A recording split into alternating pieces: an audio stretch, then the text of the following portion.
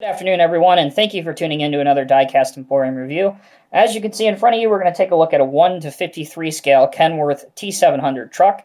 And also throughout the review, I will be comparing it to other 1 to 50 scale items, because like CCM models, which are mostly 1 to 48 scale, I don't really think the 1 to 53 scale has that big of a difference when posed to 1 to 50 scale stuff, but I will demonstrate them next to each other, and you guys are free to make your own opinion. So, if this is your first time looking at a Tonkin Replicas box, it's actually made by their subsidiary company, Trucks and Stuff, right up here. So, as far as modeling goes, this is probably one of the simpler ways to get a model out.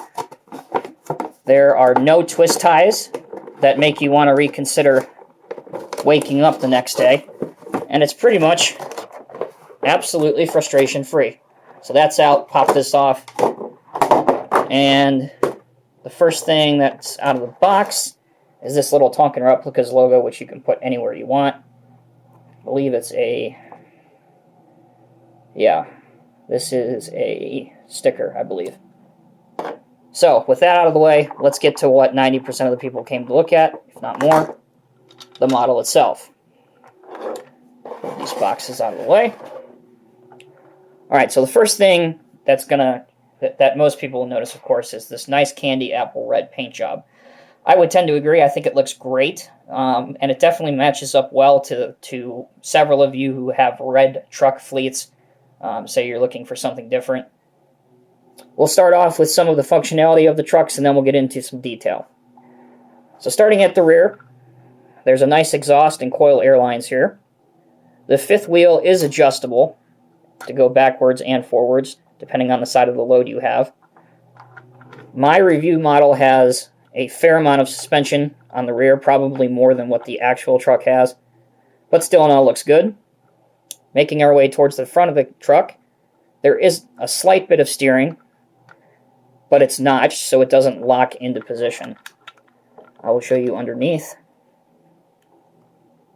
Again, not a lot, but at least something is better than nothing. Here's your transmission and a drive shaft that's molded all the way to the rear axles, and of course your fuel lines and your def tanks and all that other great stuff. For a closer in look, you can see, well, maybe you can't see because there we go.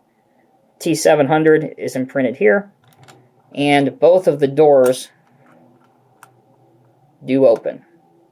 They are they're not flimsy, they're just pretty hard to keep open. But there you go. And actually, you really don't even need to do it that way, and I'll show you why here in a second.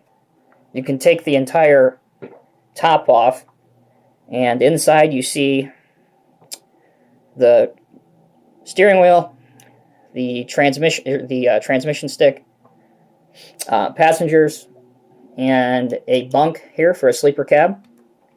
So they actually did a pretty good job of modeling this. Here's all your gauges and stuff. Looks pretty good. And if you have a 1 to 50 scale driver laying around, I don't think this seat pushes back because it'll be a tight fit. But you could put, here we're trying to put Jerome in, and of course Jerome's a little bit on the heavy side, but that's okay. So if you have anybody that's a little bit skinnier, you can put them behind the wheel, put the top back on, and adds to the realism of it.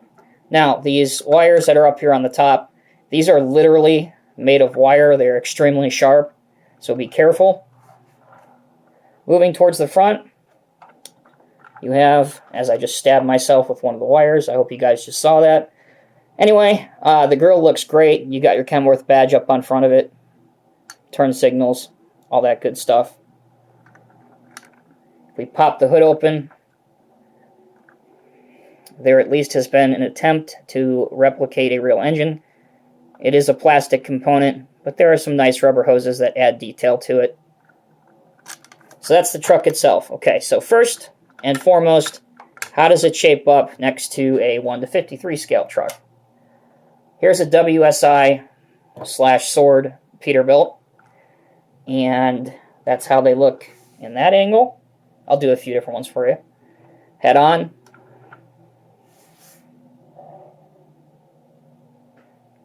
And we'll do front to back with a wide shot here. I'll move the camera out here just a second, guys. There you go. So I don't really believe that it's that noticeable, and definitely one of the selling points for the Tonkin Replicas piece is that it's substantially less expensive than your higher-end stuff like WSI and Sword. So if you're a collector who's just now getting into the hobby, I would definitely recommend this piece. It's got a good enough detail going for it, reasonable price, good functionality, all that kind of good stuff. So last but not least, here is also a WSI/Sword 4-axle flip lowboy. And we will see if the gooseneck connects into the fifth wheel.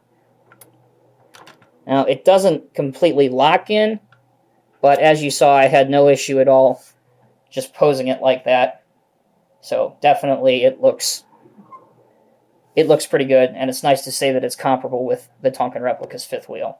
So as always, guys, thank you for tuning in, and be safe and wait for the next video because we're going to have a lot of cool stuff coming in here shortly, guys. So I appreciate the support, and thank you for tuning in as always. Talk to you then.